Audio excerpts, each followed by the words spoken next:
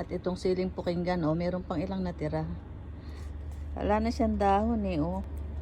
Papatayin na to pagka naubos na tong bunga na to. Ayan, oh, meron pang mga bunga, oh. Ito, oh. Meron pa to sa ano, oh. Ayan, meron pa siyang maliliit.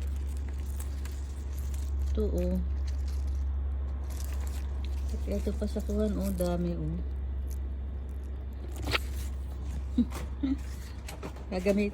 Gagamitin ko na siya pamaya. Gagawa kasi ako ng lumpiang Shanghai. Kaya ayan, gagamitin ko na. Ayan ang mga natitira pang huling bunga ng tinanim ng asawa ko na ano, mga puno. Tinanim lang niya yan sa mga ganyan, oh.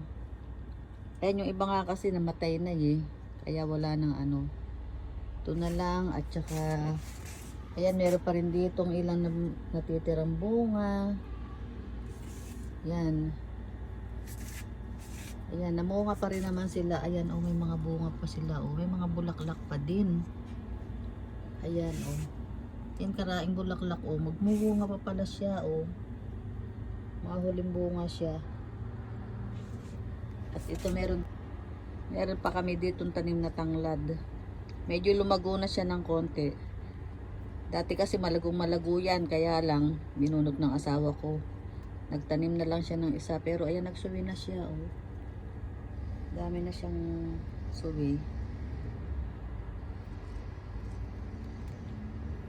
Yan, mainit ngayon dito. Ayan, oh, mga kapitbahay namin.